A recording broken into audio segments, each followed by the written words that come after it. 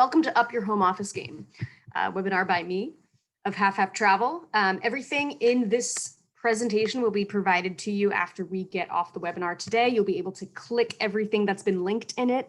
Everything is linked in terms of resources. Some of them might take you to products. Some of them might take you to articles that are reviews of products. And some of them might take you to lists of products on our website that we've done reviews of. So everything here is for you to help. It's free. Again, thank you, KettleSpace, for being the platform we can use to connect with each other. And let's see. So first, thank you for being here.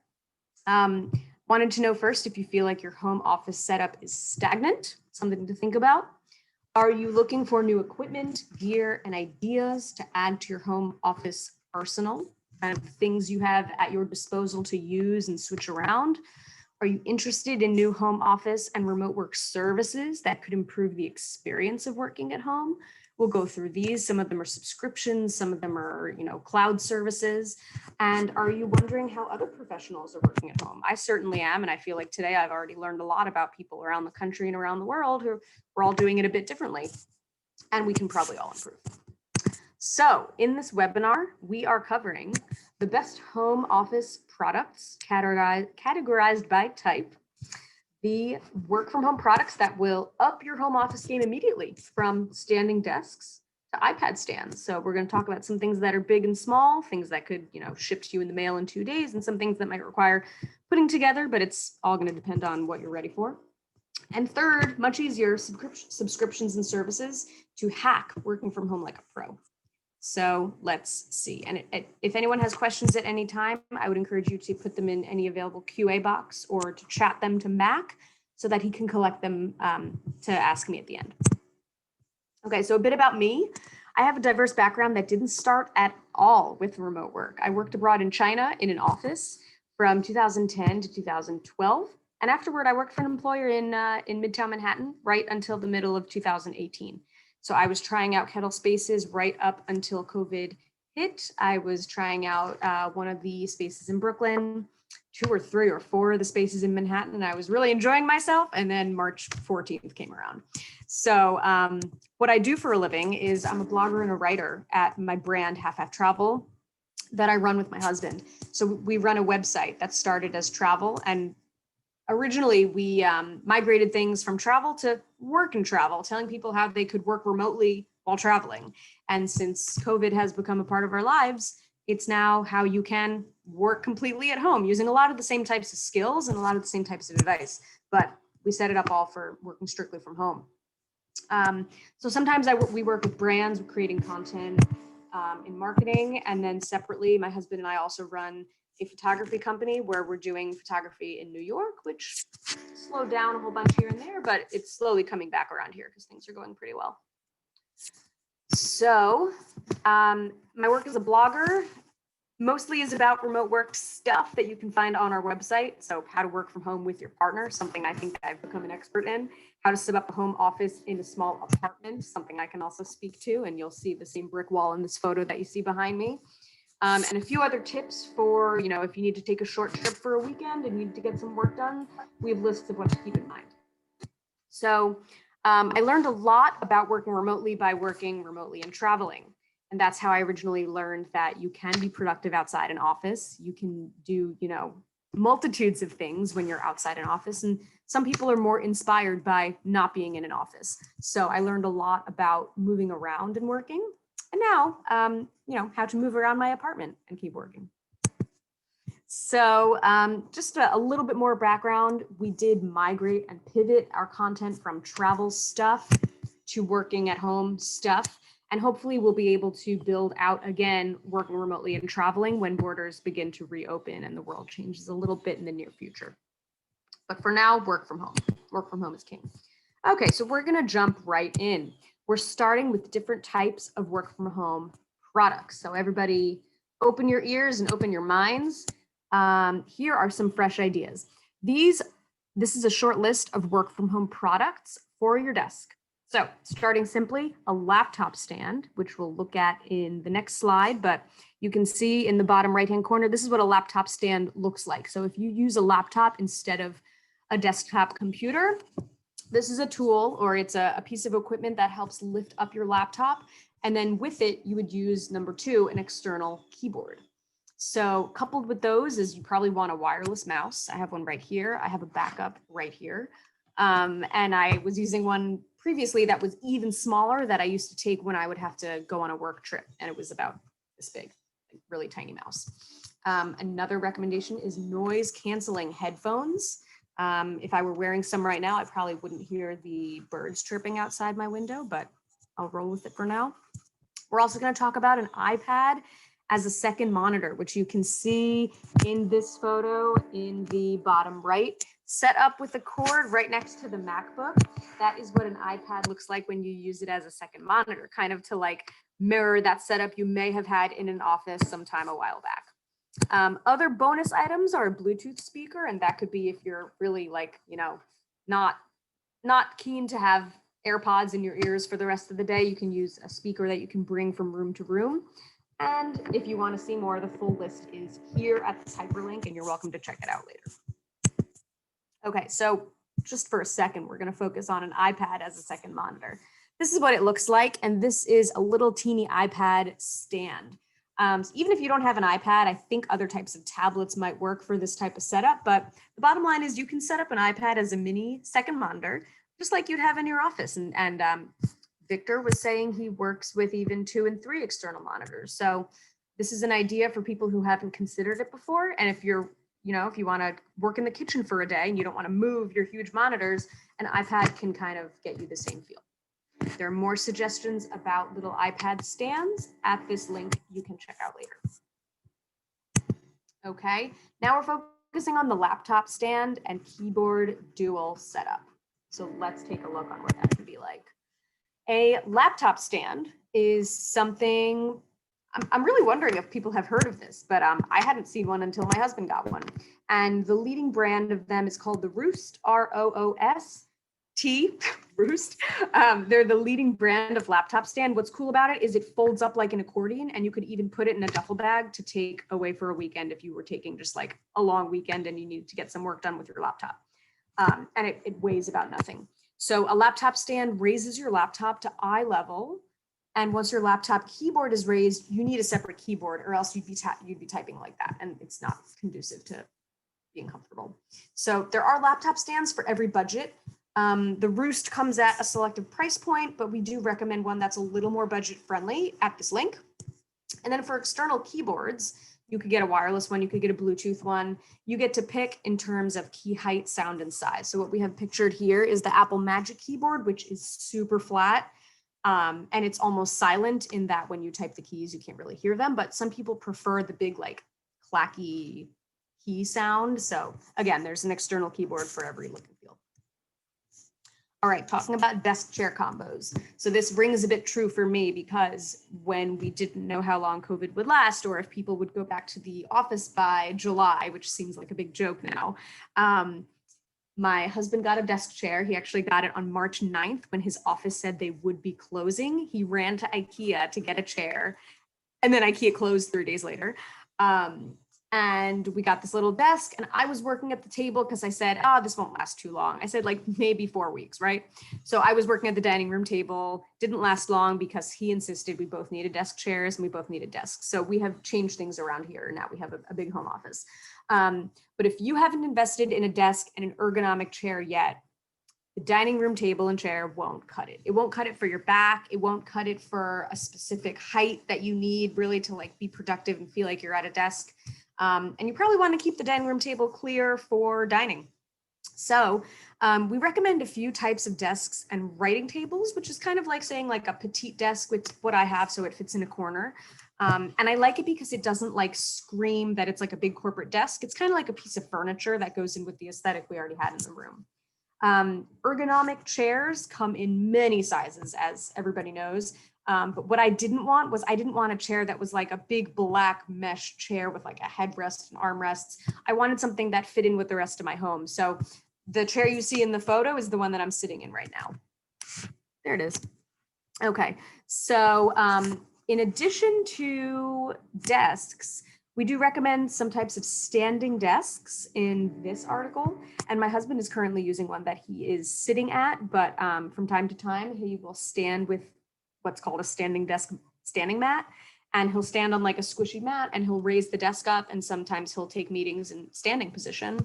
And if you don't have room for a standing desk, there are these products called desk risers, and you can even get a mini desk riser. My mom uses one at home. My mom's been working from home on and off for also about 10 years. So when we started reviewing home office equipment, my mom was like, why don't you add desk risers? And I was like, oh, right, my mom, the original digital nomad. So desk risers are from my mom, but we do review a few types of them in the articles that you can click into here. So a desk riser goes on any desk and you can kind of crank it up and down and it'll help your laptop move if you want to stand up. Budget option. Excuse me. You can personalize your space with a lot of bonuses, which is what I like to do in terms of the plants behind me, the mini palm tree next to me. What else do I have? Some decoration, but mostly plants and candles and things like that. So everything you see in these photos are things from our apartment. We have plants, we have succulents, candles. We really recommend getting a coffee maker that that sparks joy for you, if you will, because for us, coffee is really important, but making it is also fun. And also it's kind of something we miss from offices where you can, walk up to the coffee machine and have a few options, but at home, you can take joy in making it on your own. So for me, I'm also always drinking tea. You want to have a good stash of that. We have a silent fan that it's apparently not so silent because I've turned it off for this presentation.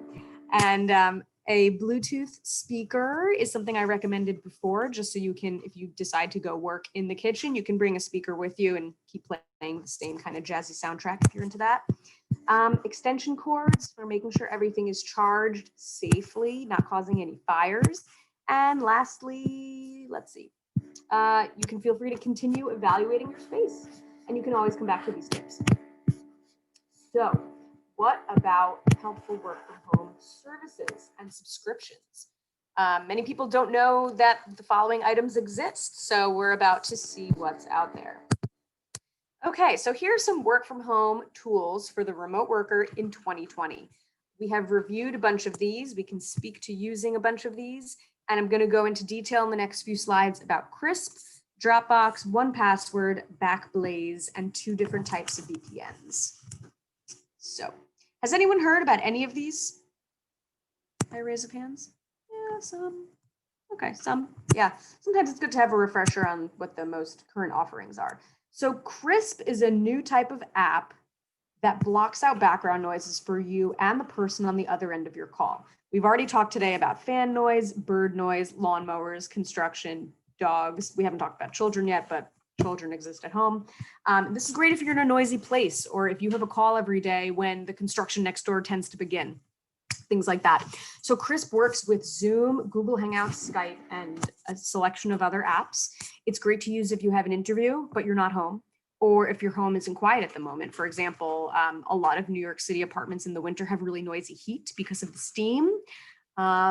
Construction, children, dogs, really whatever else happens. You can see more about it at this link, and you can sign up for a totally free trial for 7 days. So I recommend that to everyone on the call right now, and you can recommend it to anyone, but the link for that free trial is in this link. So feel free to, I don't think you can click it now, but you can click it when the presentation gets sent out, or contact me directly later and I'll send you that link for the free trial. Pretty cool. Okay, next, Dropbox, Backblaze, and 1Password. Each are a bit different, but luckily I'm providing you links to reviews of them all here. So if you're interested afterward, you can delve deeper into all of these. You've probably heard of Dropbox, and it's a way to collaborate in files with others by sharing them and keeping everything organized. So today I'm providing you with a link to get 500 megs free. I think it's if you upgrade or if you upgrade to the paid plan, but for me, Dropbox, the free version was not cutting it just because it kept telling me I had no space left. So I pay for Dropbox. I get a ton of storage. I never run out of space for my files, and it's been pretty great because I can access it from my phone. Backblaze is similar. Backblaze will back up all of the content on any of your machines. So what's great about that is if you were to drop your laptop, And you've heard the story. Someone says, I dropped my laptop, I lost everything. Well, did you have it backed up? And they say, oh no. Backblaze is a way that you can pay, and it's a subscription. It's not that expensive. It has a quality app, and you can enable B2 cloud storage, back up everything on your laptop or your desktop, and have it to reference. And you can continually back it up, update it, and access everything. 1Password is a way to never lose a password again, so that you don't have to write them down on a piece of paper or keep them on a notepad. And it's a way to access all your passwords with the master password and then have it auto-filled completely conveniently and securely whenever you access your bank, your work remote desktop, your email, your photos, anything online, anything new you sign up for. 1Password will remember all your passwords and allow you to search for those passwords. For example, if you sign up for a new Amazon account, you can go into your 1Password account and, oh, I forgot my Amazon password. You look it up in there with your single master password. So it's a way to be completely secure with your passwords, and you can sign up at this link and learn more about it. Great. Lastly, should you be using a VPN? This is a question many people have maybe thought about if they left the country and they want to watch Netflix or YouTube or something. They want to watch Hulu when they go to, Mexico or England, and these things aren't available there. But what about using it within the US and at home? So the bottom line about a VPN is that it encrypts your web traffic. This works for websites that you're viewing, files that you're downloading, information that you're viewing from phone apps. And it's a way to make sure that everything you're doing online is secure, but basically encrypted. I was just hearing an ad for, I think it was NordVPN on one of my podcasts, and they were saying if you're on, sometimes when you're on a Wi-Fi network, someone in the same network can look at what you're doing and what website you're on. So if you want to avoid anything like that, ExpressVPN and NordVPN are two of the leaders in the VPN world. You can click through to both of them through here. And we also review them both on our website, half-travel.com. So here is an easy bonus. I want to talk about how to work out when you work from home. And it's something a lot of people struggle with. It's something a lot of people are Googling now, especially going into winter in many parts of the world, except Australia. But basically, how can you have some, comfy workout equipment so that you can either have some yoga before you start the day, or do some yoga on your lunch break, or jump rope when you're in a meeting and no one will know because you're on mute. So here are some compact things that you can have in the home: the yoga mat and blocks, free weights, resistance bands, like you could be resistance banding while you're in a meeting with your camera turned off. You could have a jump rope. Get good walking shoes for taking lunch walks and taking a run after work. Just make sure, that you get your steps. And then you can always access YouTube for workouts. You can look at HIIT workouts, yoga, Pilates, strength training. There's really everything on YouTube these days. And all of our fitness tips for breaks during your day are at this link. So we've reviewed them all, we've done them all, and my husband and I keep motivating each other to keep working out during the day. So a bit about that. Okay. One of my top tips is to continue evaluating your home office space, which is why everyone is here right now. So now that it's been more than 6 months for many of us in this working from home situation, you can determine which parts of your home office experience can improve. For example, do you need more work enhancing products? How does your body feel? Do you get the same pain in your neck every day? And is your space motivating? Meaning, is it dark? Is it going to be really dark and damp some time of year? Could you move to another part in the house, or can you fix that up? So really be good to yourself and be good to your work, and keep evaluating where you're working.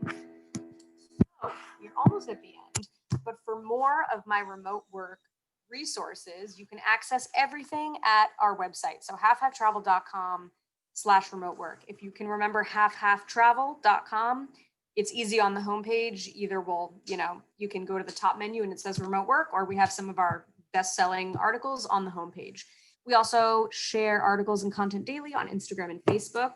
So check us out on social media, and hopefully we'll share something that's useful to you. Okay, lastly, let's keep in touch. No harm in that. Facebook is half-travel, Instagram half-travel, the rest half-travel, and you can email me at half-travel@gmail.com if you have any questions about today. Lastly, are there any questions? And if you've sent one to Mac, maybe ping Mac and let him know that you got a question for me. But if